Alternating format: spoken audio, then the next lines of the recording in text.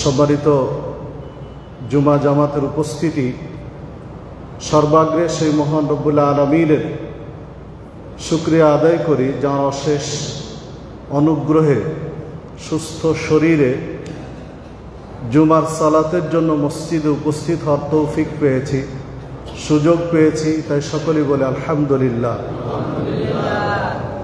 অতঃপর দরুদ ও সালাম বর্ষিত হোক সর্বকালের সর্বশ্রেষ্ঠ মহামানব সৈয়দুল মুরসালিন খাতামুন নবিয়্যিন রাহমাতুল লিল আলামিন বিশ্বনবী মুহাম্মদ রাসূলুল্লাহ সাল্লাল্লাহু আলাইহি ওয়াসাল্লামের প্রতি।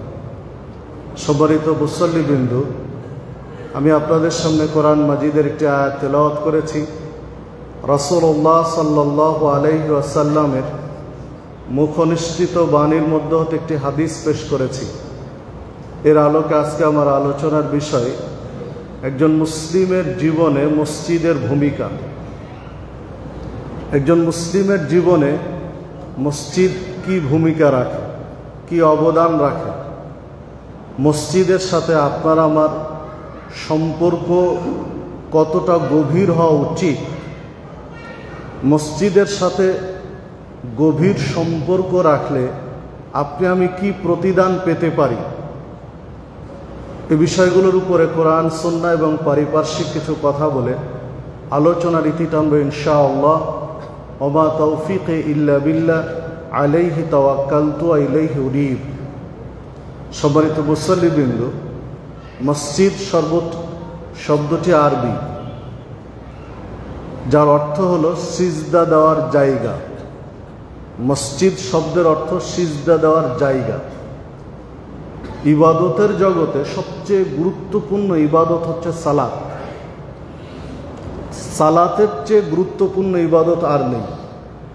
আর সালাতের যতগুলো স্টেজ বা ধাপ আছে, স্তর আছে, যেমন কিয়াম, দাঁড়িয়ে তেলাওয়াত করা একটা স্তর, রুকু একটা স্তর, সিজদা একটা স্তর, দুই সিজদার মাঝখানে একটা স্তর, প্রথম বৈঠক বা শেষ বৈঠক একটা স্তর। তো সালাতের মধ্যে সবচেয়ে গুরুত্বপূর্ণ স্তর হচ্ছে সিজদা। সবচেয়ে বেশি খুশি হন আল্লাহ রাব্বুল আলামিন তাকে সিজদা করা হলে। যেমনটি অন্য একটি হাদিসে বোঝা যায়, একজন সাহাবী আল রাসূল সাল্লাল্লাহু আলাইহি সাল্লামের কিছু উপকার করে দিয়েছিলেন। তো আল রাসূল সাল্লাল্লাহু আলাইহি ওয়াসাল্লাম বললেন যে তুমি কিছু চাও, তোমার কিছু চাওয়ার থাকলে চাও, আমি পূরণ করার চেষ্টা করব। তো ওই ব্যক্তি আল্লাহ রাসূল সাল্লাল্লাহু আলাইহি ওয়াসাল্লামকে বললেন যে আমি আপনার সাথে জান্নাতে থাকতে চাই। তো রাসূলুল্লাহ সাল্লাল্লাহু আলাইহি ওয়াসাল্লাম বললেন যে এটা বাদ দিই, কারণ জান্নাত আল্লাহ রাব্বুল আলামিন কাকে দিবেন আর কাকে দিবেন না এটা একমাত্র আল্লাহ রাব্বুল আলামিনের ইখতিয়ার, আল্লাহ রাব্বুল আলামিনের ইচ্ছাধীন। এখানে আপনার আমার কারো কিছু করার নেই। হ্যাঁ, আল্লাহ যাদেরকে অনুমতি দিবেন তারা জান্নাতের সুপারিশ করার সুযোগ পাবেন, কিন্তু জান্নাত দিতে পারবেন না। জান্নাত দেওয়ার একমাত্র একচ্ছত্র নিরঙ্কুশ মালিক হচ্ছেন আল্লাহ। তো রাসূলুল্লাহ সাল্লাল্লাহু আলাইহি ওয়াসাল্লাম ওই সাহাবীকে বললেন যে তুমি এটা বাদ দিয়ে অন্য কিছু বলো। তো সাহাবী আবার বললেন যে না, আমি আপনার সাথে জান্নাতেই থাকতে চাই। পরস্পর তিনবারে কথাটি বললেন যে আমি অন্য কিছু আপনার কাছে চাই না, আমি শুধু চাই যে আপনার সাথে জান্নাতে থাকব। তখন আল্লাহ রাসূল সাল্লাল্লাহু আলাইহি ওয়াসাল্লাম ওই সাহাবীকে বললেন যে তাহলে তুমি অধিক পরিমাণে সিজদা দিয়ে আমাকে সহযোগিতা করো, বেশি বেশি সিজদা দিয়ে আমাকে সহযোগিতা করো। সম্মানিত উপস্থিতি, তাহলে দেখুন জান্নাতে যাওয়ার জন্য যে মাধ্যমগুলো রয়েছে, রাস্তাগুলো রয়েছে, তন্মধ্যে একটা মাধ্যম হচ্ছে আল্লাহকে সিজদা দেওয়া। বেশি বেশি সিজদা দিলে আল্লাহ রাসূল সাল্লাল্লাহু আলাইহি ওয়াসাল্লাম ওই সাহাবীকে বললেন জান্নাতে যাওয়ার সুযোগ পাবে। তো সালাতের যে স্তরগুলো রয়েছে তার মধ্যে সবচেয়ে গুরুত্বপূর্ণ স্তর হচ্ছে সিজদা, আর মসজিদ হলো সিজদা দেওয়ার জায়গা। আল্লাহকে সিজদা দেওয়ার জন্যই মসজিদ নির্মাণ করা হয়েছে, সালাত আদায়ের জন্যই মসজিদ নির্মাণ করা হয়েছে। এই বিভিন্ন কারণে মসজিদ আপনার আমার জীবনে, একজন মুসলিমের জীবনে অত্যন্ত গুরুত্বপূর্ণ ভূমিকা রাখে, অবদান রাখে। তো চলুন আমরা একটু বিশ্লেষণ করি। মসজিদ নির্মাণ থেকেই মূলত একজন মুসলিমের জীবনে মসজিদ ভূমিকা রাখে। যে হাদিসগুলো আপনার জানা, আপনাদের সবারই জানা, শুধু স্মরণ করিয়ে দিয়ে আমি মূল আলোচনায় যাব। উসমান ইবনে আফফান রাদিয়াল্লাহু আনহু বলেন যে রাসূলুল্লাহ সাল্লাল্লাহু আলাইহি ওয়াসাল্লাম বলেছেন, মান বানা মসজিদান লিল্লাহি আযজা ওয়া জাল্লা বানা আল্লাহু লাহু মিথলাহু ফিল জান্নাহ। যে ব্যক্তি মসজিদ নির্মাণ করবে, আল্লাহ রাব্বুল আলামিন তার জন্য জান্নাতে অনুরূপ ঘর নির্মাণ করবেন। যে যেমন অবদান রাখবে মসজিদে, মসজিদ নির্মাণে যার ভূমিকা যেমন থাকবে, আল্লাহ তাকে জান্নাতে তেমন ঘর দিবেন। যেহেতু মিসলাহু শব্দটি রয়েছে, মানে মসজিদ নির্মাণে যার যেমন অবদান আছে, আল্লাহ তাকে জান্নাতে তত ভালো সুন্দর ঘরের ব্যবস্থা করে দিবেন। বড় মসজিদ নির্মাণের জান্নাতে ঘর রয়েছে, ছোট মসজিদ নির্মাণে ঘর নেই, এমনটি নয়। আল্লাহ রাসূল সাল্লাল্লাহু আলাইহি ওয়াসাল্লাম বলেছেন, মান বানা মসজিদান লিল্লাহি কামাফহাসে কতাতিন আও আসগার। কোন ব্যক্তি যদি মসজিদ নির্মাণ করে, মসজিদটা যদি পাখির বাসার সমান হয়, তিতির পাখি বলা হয়েছে কতাত। সৌদি আরবের ছোট্ট একটা পাখি হচ্ছে তিতির পাখি। তো তিতির পাখির বাসার সমান বা তার চেয়েও যদি ছোট হয়, তবু আল্লাহ জান্নাতের ঘরের ব্যবস্থা করে দিবেন। তাহলে দেখুন, মসজিদ নির্মাণ করলে, মসজিদ নির্মাণে অবদান রাখলে, মসজিদ নির্মাণে অর্থ যোগান দিলে জান্নাতে ঘরের ব্যবস্থা হয়। যেটা মসজিদ একজন মুসলিমের জীবনে এই ভূমিকাটা রাখে, যে মসজিদ নির্মাণ করে জান্নাতে ঘর পাওয়া যায়। আবু হুরায়রা রাদিয়াল্লাহু আনহু বলেন যে রাসূলুল্লাহ সাল্লাল্লাহু আলাইহি ওয়াসাল্লাম বলেছেন, আহাব্বুল বিলাদি ইলাল্লাহ, জমিনে, আহাব্বুল বিলাদি ইলাল্লাহ, পৃথিবীতে জমিনে যত জায়গা আছে তন্মধ্যে সবচেয়ে প্রিয় জায়গা আল্লাহর কাছে মাসাজিদুহা, মসজিদ সমূহ। পৃথিবীর সমস্ত জায়গার চেয়ে আল্লাহর কাছে প্রিয়তম জায়গা হচ্ছে মসজিদ। মসজিদের সাথে আপনার আমার সম্পর্ক আছে, মসজিদের সাথে আপনার আমার চলাফেরা আছে, উঠা বসা আছে। মানে আল্লাহর সবচেয়ে প্রিয় জায়গার সাথে আপনার আমার সম্পর্ক আছে, চলাফেরা আছে। সবচেয়ে প্রিয় জায়গার সাথে আপনার আমার উঠা বসা আছে, মসজিদের সাথে সম্পর্ক থাকলে। আর আল্লাহর কাছে সবচেয়ে খারাপ জায়গা আসওয়াকুহা, বাজার সমূহ। কেননা নানান ধরনের অন্যায়, মিথ্যাচার, প্রতারণা, মিথ্যা কসম, এগুলো বাজারে হয়ে থাকে। যার কারণে বাজার আল্লাহর কাছে অপছন্দনীয় জায়গা। গান বাজনা থেকে শুরু করে এই জিনিসগুলো বাজারে বেশি হয়ে থাকে। তো আল্লাহর কাছে সবচেয়ে খারাপ জায়গার মধ্যে বাজার, আর সবচেয়ে প্রিয় জায়গা, ভালোবাসার জায়গার মধ্যে হচ্ছে মসজিদ। বিধায় আপনার আমার মসজিদের সাথে সম্পর্ক বাড়াতে হবে, মসজিদে সময় ব্যয় করতে হবে, মসজিদে উঠা বসা চলাফেরা বেশি করতে হবে।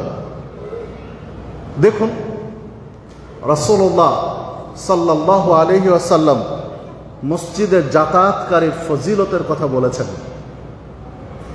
সহিহ বুখারীতে হাদিসটি রয়েছে।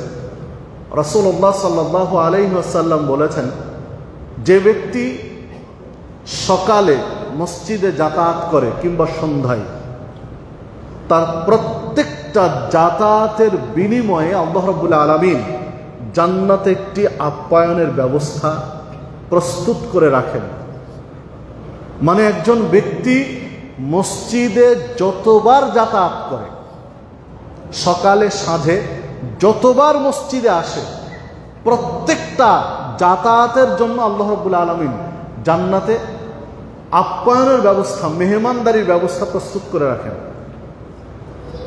যখন মারা যাব, পৃথিবী থেকে বিদায় নেব, জান্নাতে যাওয়ার সুযোগ দিবেন এবং সে আপ্যায়নগুলো যেগুলো আল্লাহ প্রস্তুত করে রেখেছেন, সেগুলো মেহমানদারিগুলো আপনার আমার মাঝে উপস্থাপন করা হবে, দেওয়া হবে।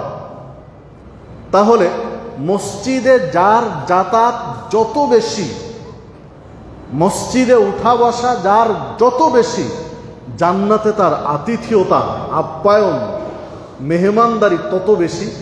এই হাদিসটিতে বোঝা যায় যে তার আপ্যায়ন তত বেশি যত বেশি মসজিদের সাথে সম্পর্ক রাখবে।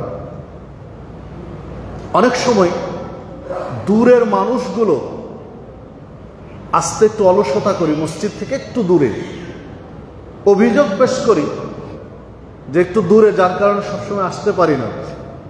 অথচ রাসূলুল্লাহ সাল্লাল্লাহু আলাইহি ওয়াসাল্লাম বলেছেন যে মসজিদে যে যত দূর থেকে আসবে তার নেকির পরিমাণ তত বেশি। মসজিদে যত দূর থেকে হেঁটে আসবে তার নেকির পরিমাণ তত বেশি। তার প্রত্যেকটা পদক্ষেপে, প্রত্যেকটা ধাপে আল্লাহ রাব্বুল আলামিন একটা করে মর্যাদা বাড়িয়ে দেন এবং একটা করে পাপ ক্ষমা করে দেন, যে হাদিস সহিহ মুসলিমের মধ্যে বর্ণিত হয়েছে। তাহলে দেখুন, দূর থেকে যারা মসজিদে যাতায়াত করি, মসজিদে চলাফেরা করি, দূর থেকে আসার কারণে যত পদক্ষেপ, যত ধাপ ফেলতে হয়েছে মসজিদে আসতে, প্রত্যেকটা ধাপের কারণে একটা করে পাপ আল্লাহ ক্ষমা করেছেন, একটা করে মর্যাদা বাড়িয়ে দিয়েছেন।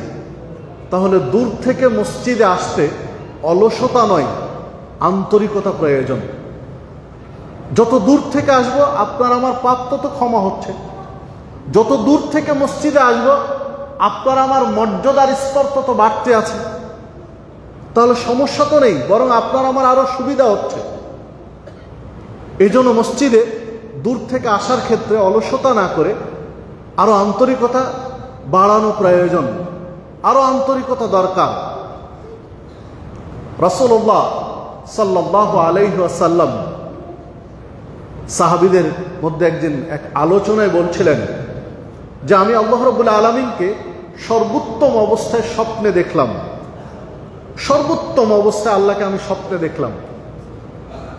তো আল্লাহ রাব্বুল আলামিন আমাকে ওই সময় জিজ্ঞাসা করলেন, কিছু মর্যাদাপূর্ণ সাহাবী না কিছু মর্যাদাপূর্ণ ফেরেশতা একটা বিষয় নিয়ে আলোচনা করছেন। তো আল্লাহ রাব্বুল আলামিন আমাকে বললেন যে তুমি কি জানো এই ফেরেশতারা কি বিষয়ে আলোচনা করছেন, কি বিষয়ে তারা কথাবার্তা বলছেন? তো আল্লাহ রাসূল সাল্লাল্লাহু আলাইহি ওয়াসাল্লাম বললেন, স্বপ্নের ব্যাখ্যা দিচ্ছে, স্বপ্নের কথা বলছেন। আল্লাহ রাসূল সাল্লাল্লাহু আলাইহি ওয়াসাল্লাম বললেন যে আমি আল্লাহ রাব্বুল আলামিনের সামনে বললাম যে এই ফেরেশতাগণ, যে ফেরেশতারা একটা আলোচনা করছেন, তার একটা বিষয় নিয়ে আলোচনা করছেন, অত্যন্ত ফজিলতপূর্ণ, তাৎপর্যপূর্ণ একটা বিষয় নিয়ে আলোচনা করছেন। তো কি বিষয়? তো বিষয়টা হলো, যে ব্যক্তি পায়ে হেঁটে মসজিদে আসবে, সালাতের জন্য পায়ে হেঁটে মসজিদে এসেছে, সালাতের পরে মসজিদে কিছুক্ষণ অবস্থান করবে, দোয়া দরুদ তাসবিহ তাহলিল করবে, সালাত শেষ কিছু সময় মসজিদে অবস্থান করে দোয়াগুলো বলবে।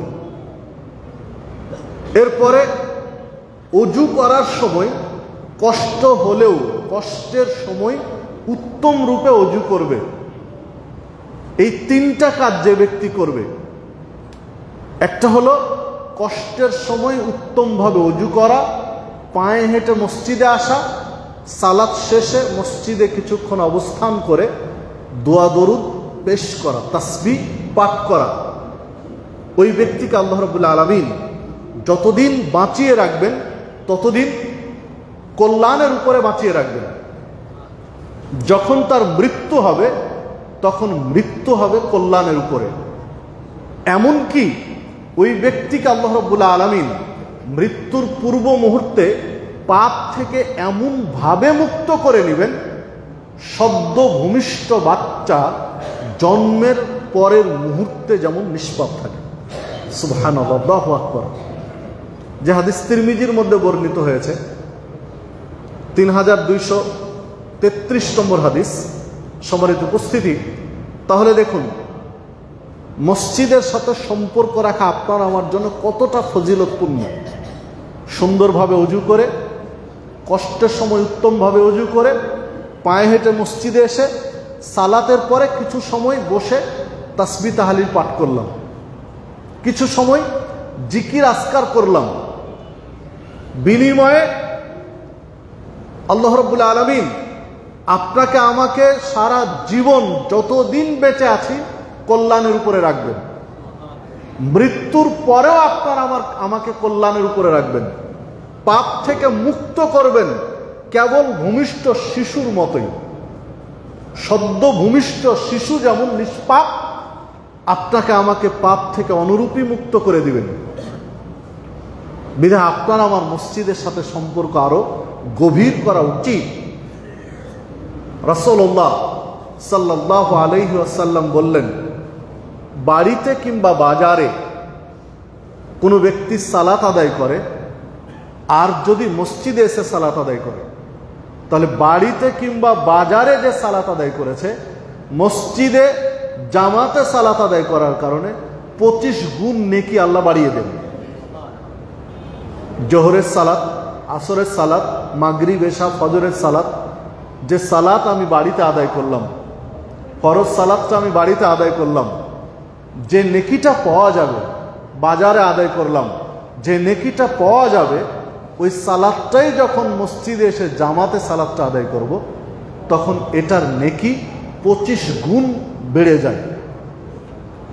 তাহলে মসজিদ আপনার আমার নেকির পরিমাণটা অনেক বাড়িয়ে দেয়, অনেক বেশি বাড়িয়ে দেয়। আল্লাহ রাসূল সাল্লাল্লাহু আলাইহি ওয়াসাল্লাম বলছেন যে এই ব্যক্তি মসজিদে এসে সালাতের জন্য মসজিদে এসে যতক্ষণ মসজিদে অবস্থান করে, যতক্ষণ মসজিদে থাকে, ততক্ষণ ফেরেশতা মণ্ডলী তার জন্য ক্ষমা প্রার্থনা করতে থাকে, দোয়া করতে থাকে।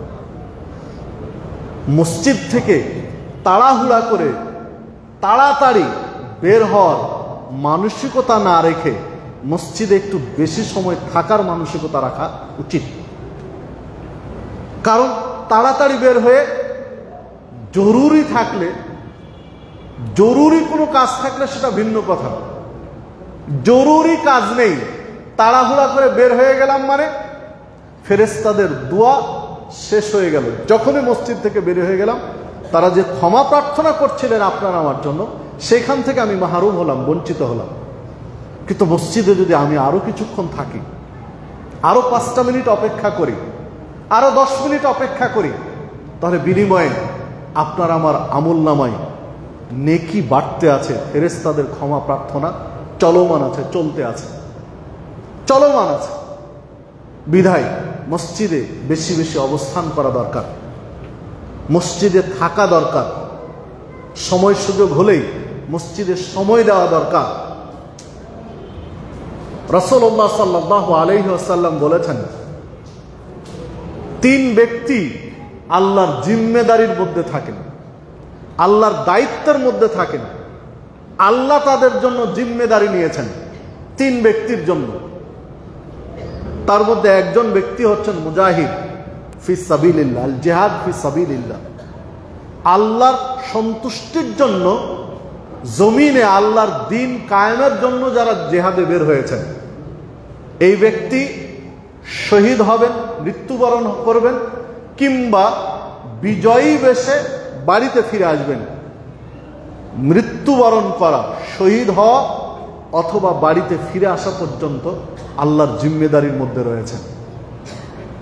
দ্বিতীয় ব্যক্তি হচ্ছেন যে ব্যক্তি অজু করে বাড়ি থেকে বের হলো মসজিদের জন্য, বাড়ি থেকে বের হয়েছে মসজিদের জন্য, ওই ব্যক্তি ফিরে না আসা পর্যন্ত আল্লাহর জিম্মেদারির মধ্যে আছে। যতক্ষণ মসজিদে অবস্থান করছেন ততক্ষণ আল্লাহর জিম্মেদারির মধ্যে আছেন, আল্লাহর নিরাপত্তার মধ্যে আছেন, আল্লাহ তার জিম্মেদারি নিয়ে রেখেছেন। সম্মানিত উপস্থিতি, তাহলে আমি বাহিরে বের হয়ে থাকলাম, বাহিরে চলে গেলাম, আল্লাহর জিম্মেদারির মধ্যে নেই, কিন্তু মসজিদে আমি আছি, আল্লাহর জিম্মেদারির মধ্যে রয়েছে।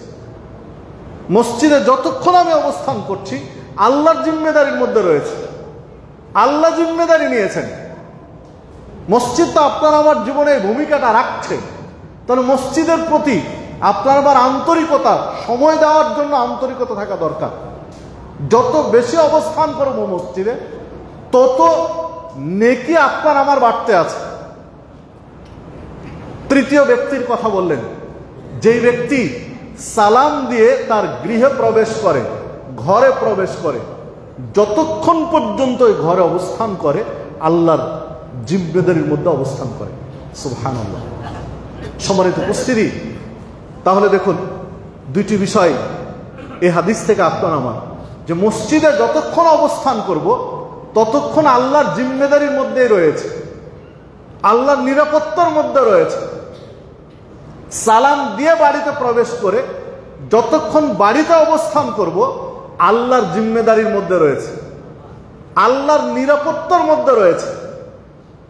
মসজিদ থেকে বেরিয়ে গিয়ে, বাজার থেকে এসে, চাকরির প্রতিষ্ঠান থেকে এসে, ব্যবসা প্রতিষ্ঠান থেকে এসে বাড়িতে প্রবেশ করলাম সালাম দিয়ে, ফজিলত কি পেলাম? যতক্ষণ আমি বাড়িতে অবস্থান করব আল্লাহর নিরাপত্তার মধ্যে রয়েছে, আল্লাহর জিম্মেদারির মধ্যে রয়েছে। সালাম দিয়ে প্রবেশ করলাম না, সালাম না দিয়ে প্রবেশ করলাম, আমি বাড়িতে অবস্থান করছি কিন্তু আল্লাহর জিম্মেদারির মধ্যে নেই, আল্লাহর নিরাপত্তার মধ্যে নেই। অনেক কঠিন কাজ না, ছোট্ট একটা কাজ, আসসালামু আলাইকুম। বাড়িতে প্রবেশের সময় বললাম আসসালামু আলাইকুম, আসসালামু আলাইকুম ওয়া রাহমাতুল্লাহ, আসসালামু আলাইকুম ওয়া রাহমাতুল্লাহি ওয়া বারাকাতুহু। ছোট্ট একটা বাক্য, অনেক কঠিন নয়। এমনটি নয় যে আমাদের জানা নেই, আমাদের মুখস্থ নেই, এইরকম নয়, আমরা সবাই জানি, কিন্তু শুধু আমলটা দরকার। ছোট্ট একটা আমল, অভ্যাস। এই অভ্যাসটা করতে পারলেই আপনার আমার বাড়িটা নিরাপদ, আল্লাহর জিম্মেদারির মধ্যে রয়েছে। আপনি পরিবারের অভিভাবক, আপনি পরিবারের দায়িত্বশীল, আপনি আজ থেকে শুরু করেন, এক সপ্তাহ আপনি নীরব এই আমলটা করেন, দেখবেন আপনার পরিবারের অন্য সদস্যরাও পর্যায়ক্রমে এই আমলটা শুরু করেছে। আপনি ঘরে প্রবেশ করেন সালাম দিয়ে, বাড়িতে প্রবেশ করেন সালাম দিয়ে, ছেলে মেয়ে স্ত্রী পরিবারকে শিখান যে তারাও প্রবেশ করুক সালাম দিয়ে। সালাম দিয়ে প্রবেশের মাধ্যমে পরস্পরে যখন বাড়িতে থাকলেন, পুরো বাড়িটা আল্লাহ আপনাকে আমাকে নিরাপদে রেখে দিবেন, তার নিরাপত্তার মধ্যে আপনি আমি অবস্থান করব। সালামের তো অনেক ফজিলত। রাসূলুল্লাহ সাল্লাল্লাহু আলাইহি সাল্লাম বলেছেন যে আমি কি তোমাদেরকে এমন একটা আমলের কথা শিখিয়ে দেব যার মাধ্যমে তোমাদের মহব্বত, পরস্পরের ভালোবাসা, পরস্পরের সুসম্পর্ক, ভ্রাতৃত্ববোধ সুদৃঢ় হবে, গাঢ় হবে, তা কি বলে দেব? সাহাবীরা বললেন জি বলেন। তখন আল্লাহ রাসূল সাল্লাল্লাহু আলাইহি ওয়াসাল্লাম বলেন সালামের প্রচলন। সালামের প্রচলন হলে, পরস্পরের সালাম বিনিময় করলে পরস্পরের মধ্যে সুসম্পর্ক, ভ্রাতৃত্ববোধ সুদৃঢ় হয়, আরো মজবুত হয়। তো ঘরে প্রবেশ করে সালাম দিয়ে, যতবার ঘরে প্রবেশ করব সালাম দিয়ে প্রবেশ করব। স্ত্রীকেও শিখিয়ে দেব যে যতবার ঘরে প্রবেশ করবে সেও সালাম দিয়ে প্রবেশ করবে। লাভ দুইটা। একটা লাভ হলো ওই ঘরে আপনি আমি স্ত্রী নিয়ে, পরিবার নিয়ে যতক্ষণ রয়েছি আল্লাহর নিরাপত্তার মধ্যে রয়েছে। দ্বিতীয় লাভ হলো স্বামী স্ত্রীর মধ্যে আল্লাহ রাব্বুল আলামিন মহব্বত, সুসম্পর্ক, ভালোবাসা আরো সুদৃঢ় করে দিবেন, যা আল্লাহ রাসূল সাল্লাল্লাহু আলাইহি ওয়াসাল্লাম ১৫০০ বছর আগে বলেছেন। আপনি পরীক্ষা করে দেখেন, আপনি পরীক্ষা করে দেখেন, ঝগড়া হয়েছে, দ্বন্দ্ব হয়েছে, মনোমালিন্য হয়েছে, আপনি ঘরে প্রবেশ করেন সালাম দিয়ে, তাকে অভ্যস্ত করেন, আপনার স্ত্রীও ঘরে সালাম দিয়ে প্রবেশ করুক, ইনশাআল্লাহ আপনাদের এই মনোমালিন্যতা খুব দ্রুত দূর হয়ে যাবে, দুইজনই যদি এই আমলগুলো করতে পারি। ইসলাম শান্তির ধর্ম। তো কখন শান্তির ধর্ম? যখন ইসলাম মেনে আপনি আমি জীবন যাপন করতে পারব। ইসলামের সুশীতল ছায়া কখন পাবো? যখন আপনি আমি এটা আমলে জিন্দেগিতে বাস্তবায়ন করতে পারবো। তো যে কথা বলছিলাম, মসজিদে, বাড়ি থেকে মসজিদের জন্য বের হয়েছি ওযু করে, এবং বাড়িতে সালাম দিয়ে প্রবেশ করলে এই সময়টুকু, যতক্ষণ বাড়িতে থাকব কিংবা মসজিদে অবস্থান করব, এই সময়টুকু আল্লাহর জিম্মেদারির মধ্যে আপনি আমি থাকতে পারবো, আল্লাহর নিরাপত্তার মধ্যে আপনি আমি থাকতে পারবো। বিধায় মসজিদে একটু অবস্থান করার চেষ্টা করব, সালাতের পরে একটু থাকার চেষ্টা করব সালাতের পরে। দেখুন, রাসূলুল্লাহ সাল্লাল্লাহু আলাইহি সাল্লাম একটি বৈঠকে বলছিলেন, যে হাদিসটি সহিহ মুসলিমের মধ্যে রয়েছে, যে তোমাদের মধ্যে কেউ কি চাও কোনো ঝামেলা ছাড়াই, কোনো রক্তপাত ছাড়াই, কোনো মারামারি ছাড়াই প্রত্যেক দিন তার আমল নামায় একটি উট কুরবানির নেকি যুক্ত হোক? একটি উট আল্লাহ রাস্তায় জবে করে দিবে প্রত্যেক দিন, এটা কি কেউ চাও? সাহাবীরা বললেন, জি আমরা তো চাই। প্রত্যেক দিন কোনো ঝামেলা ছাড়াই, দ্বন্দ্ব ছাড়াই একটি উট আল্লাহ রাস্তায় জবে করে দেব, এটা তো আমরা চাই। তখন আল্লাহ রাসূল সাল্লাল্লাহু আলাইহি ওয়াসাল্লাম বললেন, কোনো ব্যক্তি যদি সকালবেলা মসজিদে গিয়ে কোরআন মাজিদের একটি আয়াত তেলাওয়াত করে, তাহলে তার আমল নামায় একটি উট কুরবানির নেকি যুক্ত হয়। সুবহানাল্লাহ। আল্লাহ রাসূল সাল্লাল্লাহু আলাইহি ওয়াসাল্লাম বললেন, কোনো ব্যক্তি যদি সকালবেলা দুইটি আয়াত মসজিদে বসে তেলাওয়াত করে, মসজিদে তেলাওয়াত করে, তাহলে দুইটি উট কুরবানির নেকি তার আমল নামায় যুক্ত হয়। তিনটি আয়াত তেলাওয়াত করলে তিনটি উট কুরবানির নেকি আমল নামায় যুক্ত হয়। এইভাবে আয়াতের সংখ্যা যত বাড়বে, উট কুরবানির নেকি তত বাড়তে থাকবে। সম্মানিত উপস্থিতি, বাড়িতে যদি একটি আয়াত তেলাওয়াত করি সকালবেলা, নিঃসন্দেহে নেকি পাওয়া যাবে। প্রত্যেকটা অক্ষরে 10 নেকি থেকে 700 গুণ বা তার চেয়েও বেশি নেকি আল্লাহ লিখে দিবেন প্রত্যেকটা অক্ষরে। কিন্তু উট কুরবানির নেকি হবে না। কিন্তু ওই আয়াতটাই যদি মসজিদে এসে তেলাওয়াত করি, ওই আয়াতটাই যদি মসজিদে তেলাওয়াত করি, অক্ষরের যেটা নেকি, প্রত্যেকটা অক্ষরের নেকি সেটা তো আছেই, সে তো পাওয়া যাবেই। পাশাপাশি বাড়তি আর একটা অফার পাওয়া যাবে, যে একটা আয়াতের বিনিময়ে একটা উট কুরবানির নেকি আল্লাহ লিখে দিবেন, যেটা মসজিদের ভূমিকা, মসজিদের সাথে যে যার সম্পর্ক। সম্মানিত উপস্থিতি, আবু দাউদের মধ্যে একটি হাদিস রয়েছে, রাসূলুল্লাহ সাল্লাল্লাহু আলাইহি ওয়াসাল্লাম বলেছেন, যে ব্যক্তি ওযু করে ফরজ সালাতের জন্য মসজিদে আসবে, ওই ব্যক্তির আমল নামায় ইহরাম পরিহিত হজ্জের নেকি আল্লাহ লিখে দিবেন। ওযু করেছে, ফরজ সালাতের জন্য মসজিদে এসেছে, তাহলে ইহরাম পরিহিত যে হাজি, তার যে নেকি তার আমল নামায় যুক্ত হবে। কিন্তু যদি নফল সালাতের জন্য, হাদিসে চাস্তের সালাতের কথা রয়েছে, যে চাস্তের সালাতের জন্য যদি মসজিদে আসে ওযু করে, এই হাদিসের ব্যাখ্যায় মুহাদ্দিসগণ বলছেন যে যে কোনো নফল সালাত, সুন্নাত বা নফলের জন্য যদি মসজিদে আসে, তাহলে ওই ব্যক্তির আমল নামায় ইহরাম পরিহিত উমরাহ কারীর নেকি আল্লাহ লিখে দিবেন। যে হাদিস আবু দাউদের মধ্যে বর্ণিত হয়েছে এবং সহিহ সানাদে। তাহলে দেখুন,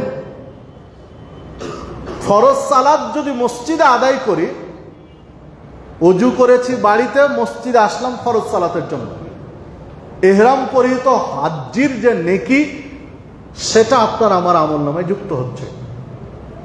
আর যদি নফল সালাতের জন্য মসজিদে আসি, হতে পারে তাহাজ্জুদের সালাত, হতে পারে চাস্তের সালাত, সুন্নাত সালাত, যে কোনো নফল সালাতের জন্য যদি মসজিদে আসি, তাহলে আমল নামায় ইহরাম পরিহিত উমরাহকারীর নেকি যুক্ত হচ্ছে। মানে মসজিদে আপনি যখন কাজটা করেছেন তখন তার নেকি এমনিতেই বেড়ে গেছে। মসজিদে যখন আমলটা করছি তখন নেকি এমনি বেড়ে যাচ্ছে। মসজিদে যখন তেলাওয়াত করছি তখন নেকিটা এমনি বেড়ে যাচ্ছে। মসজিদে অবস্থান করছি, নিরাপত্তা বেড়ে যাচ্ছে। মসজিদে অবস্থান করছি, ফেরেশতাদের ক্ষমা প্রার্থনা দুয়ার মধ্যে অবস্থান করছে। মসজিদে অবস্থান করছে, আল্লাহর নিরাপত্তার মধ্যে অবস্থান করছে। মানে মসজিদ সবসময় আপনার আমার আমল নামায় কল্যাণকর দিক নির্দেশনা বা কল্যাণ নেকি যুক্ত হবে এই রকম কাজের সাথে সম্পৃক্ত রয়েছে। যদি আমি মসজিদে অবস্থান করি, দেখুন মসজিদের সাথে সুসম্পর্ক থাকলে মৃত্যুর পরেও উপকার পাওয়া যায়।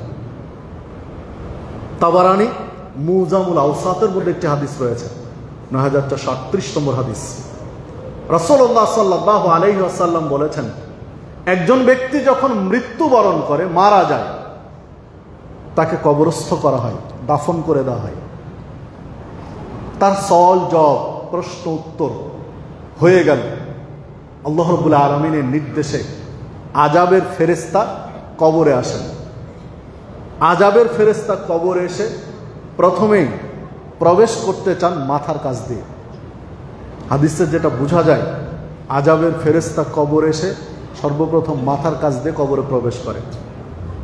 তো যখন মাথার কাছ দিয়ে কবরে প্রবেশ করতে যায়, তখন কোরআন মাজিদ বাধা প্রদান করে, কোরআন বাধা দেয়। কোরআন মাজিদ ফেরেশতাকে বলে যে এই লোকটি নিয়মিত কোরআন তেলাওয়াত করত, বিধায় তুমি এর কবর এখান দিয়ে ঢুকতে পাবে না। আপনার আমার আমল নামায় যদি নিয়মিত কোরআন তেলাওয়াতের নেকি থাকে, তাহলে মাথার কাছ দিয়ে কবরে আযাবের ফেরেশতা ঢুকতে পারবে না, কোরআন বাধা দেবে। নিঃসন্দেহে ফেরেশতার চেয়ে কোরআনের পাওয়ার বেশি, কেননা ফেরেশতা আল্লাহর সৃষ্টি আর কোরআন আল্লাহর কালাম। কোরআন মাজিদ আল্লাহর কালাম, আল্লাহর বাণী, আর ফেরেশতাগণ আল্লাহর সৃষ্টি। আল্লাহর সৃষ্টির চেয়ে তার বাণীর গুরুত্ব বা পাওয়ার বেশি, এটি স্বাভাবিক। ঢুকতে দিবে না মাথার কাছ দিয়ে। তখন আযাবের ফেরেশতা চলে যাবে মাঝখানে, হাতের কাছে। মাঝখান দিয়ে যখন কবরে ঢুকতে চাইবে, তখন আযাবের ফেরেশতাকে বাধা দেয় দান সাদাকা। যদি দান সাদাকা করে থাকে ওই ব্যক্তি, তখন দান সাদাকা বাধা দেয় যে না, এই কবরে ঢুকতে পারবে না, লোকটি দান সাদাকা করত। আর আল্লাহ রাসূল সাল্লাল্লাহু আলাইহি ওয়াসাল্লাম বলেছেন, দান সাদাকা করলে জাহান্নামের আগুন ওইভাবে নিভে যায়, জ্বলন্ত আগুনে পানি ঢাললে যেমন আগুন নিভে যায়। প্রজ্বলিত অগ্নিশিখায় পানি ঢাললে যেমন আগুন নিভে যায়, দান সাদাকা করলে জাহান্নামের আগুন ওইভাবে নিভে যায়। বিধায় লোকটি দান সাদাকা করেছে, আযাবের ফেরেশতাকে বলবে যে এই কবরে ঢুকতে পাবে না। রাসূলুল্লাহ সাল্লাল্লাহু আলাইহি ওয়াসাল্লাম বলছেন, তখন ফেরেশতা চলে যান পায়ের কাছে। পায়ের কাছ দিয়ে আযাবের ফেরেশতা কবরে ঢুকতে চায়। পায়ের কাছ দিয়ে যখন কবরে ঢুকতে চায়, তখন বাধা দেয় মসজিদ। মসজিদ বলে যে না, লোকটি সালাত আদায় করত, মসজিদে দান সাদাকা করত, মসজিদে যাতায়াত করত, মসজিদে অবস্থান করত, মসজিদের সাথে তার সুসম্পর্ক ছিল, বিধায় তুমি এই পায়ের কাছ দিয়ে ঢুকতে পারবে না। আযাবের ফেরেশতা আল্লাহর কাছে ঘুরে যান। আল্লাহর কাছে ঘুরে গিয়ে বলেন যে আল্লাহ, তুমি এমন এক বান্দার কবরে পাঠালে, তোমার এমন এক বান্দার কবরে পাঠালে, মাথার কাছ দিয়ে ঢুকতে দিল না কোরআন মাজিদ, মাঝখান দিয়ে ঢুকতে দিল না দান সাদাকা, পায়ের কাছ দিয়ে ঢুকতে দিল না মসজিদ। তখন আল্লাহ রাব্বুল আলামিন আযাবের ফেরেশতাকে বলেন যে ঠিক আছে, যাও, ওই কবরে তোমাকে প্রবেশ করা লাগবে না, ঢোকা লাগবে না, যাও, ওই কবরে আযাব মাফ করে দিলাম। সম্মানিত উপস্থিতি, তাহলে দেখুন, আপনার আমার আমল নামায় যদি 3টা কাজ থাকে, 1 কোরআন তেলাওয়াত, নিয়মিত কোরআন তেলাওয়াত, 2 দান সাদাকা। কি পরিমাণ দান করবেন এটা কথা নয়, প্রত্যেক দিন কি পরিমাণ দান করবেন এটা নয়, পরিমাণ আল্লাহ যতটুকু আপনাকে সাধ্য দিয়েছেন ততটুকু। অন্য হাদিসে আল্লাহ সাল্লাল্লাহু আলাইহি ওয়াসাল্লাম বলেছেন যে আল্লাহ যার প্রতি ইহসান করেছেন, দয়া করেছেন, সামর্থ্যবান করেছেন, আল্লাহ তার এই সম্পদের আল্লাহ যে দিয়েছেন এর একটা নমুনা আল্লাহ দেখতে চান, যে আমি তোমাকে দিয়েছি তুমি আমাকে দিচ্ছ কিনা এটা আল্লাহ দেখতে চান। তো আল্লাহ আপনাকে যে পরিমাণ সাধ্য দিয়েছেন সে পরিমাণ সাধ্য অনুযায়ী দান সাদাকা করলেন, মানে চলমান থাকবে দান সাদাকা, মাঝে মাঝে দান সাদাকা আপনি করেন যে যতটুকু আল্লাহ সাধ্য দিয়েছেন তার ভিতর থেকে।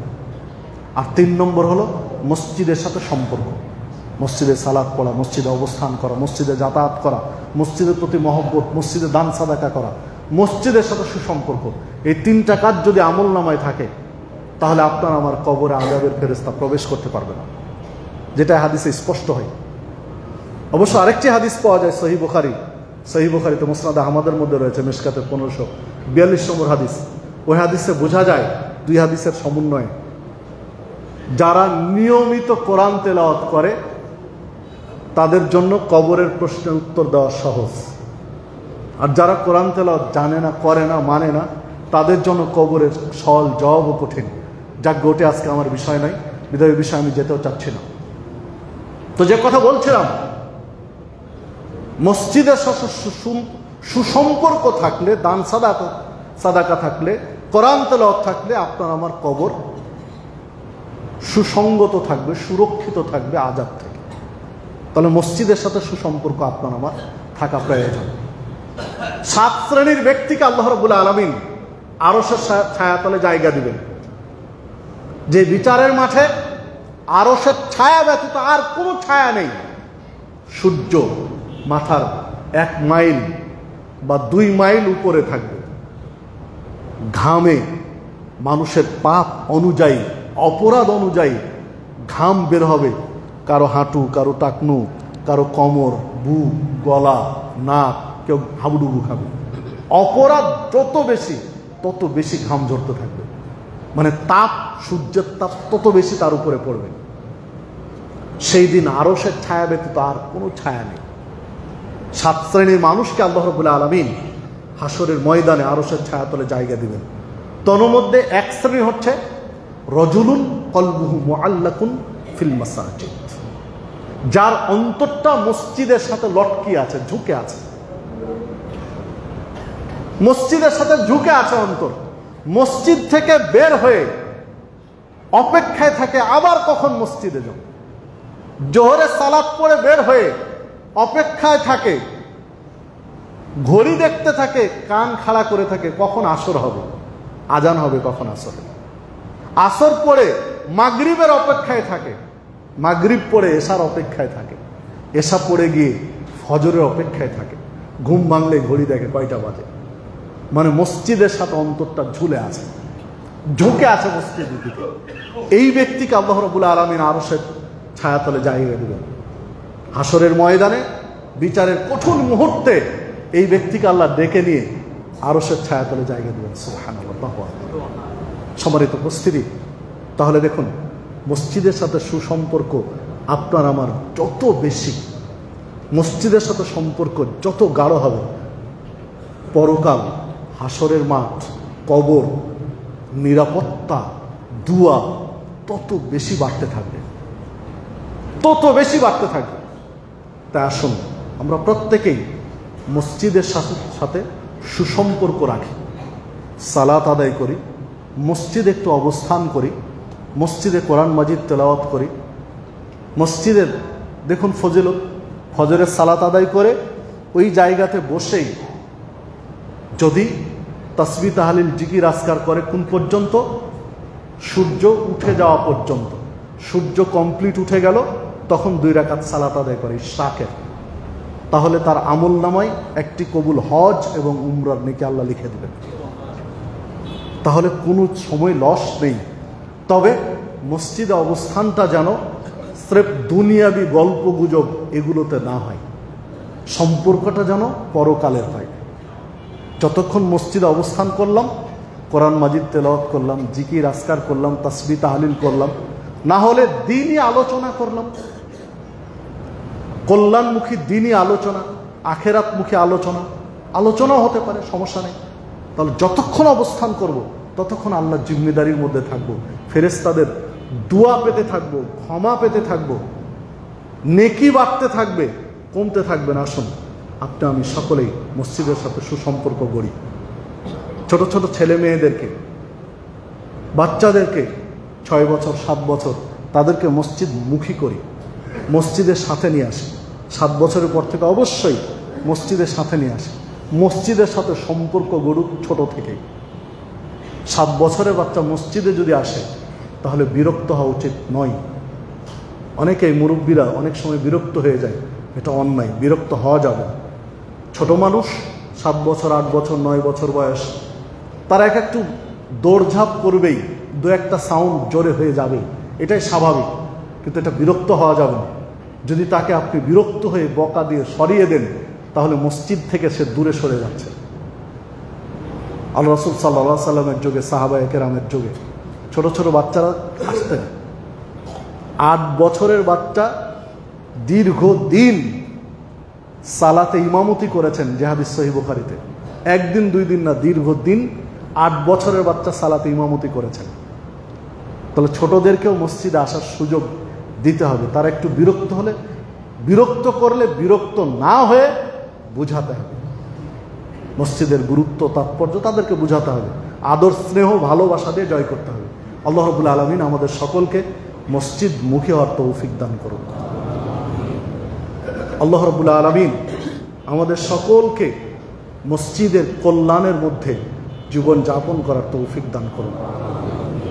মসজিদ যেন আপনার আমার পক্ষে দাঁড়ায়, বিচারের মাঠে বা কবরে আল্লাহ সেই ব্যবস্থা করে দিন। আল্লাহ রাব্বুল আলামিন আপনাকে আমাকে সিরাতে মুস্তাকিমের পথিক হিসাবে কবুল করে নিন।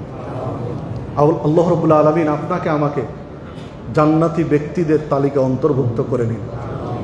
আল্লাহ রাব্বুল আলামিন আপনাকে আমাকে ইহকালীন কল্যাণ এবং পরকালীন মুক্তির পথে জীবন যাপন করার তৌফিক দান করুন। আমিন। আকুলু কওলি হাযা আস্তাগফিরুল্লাহ লাকুম।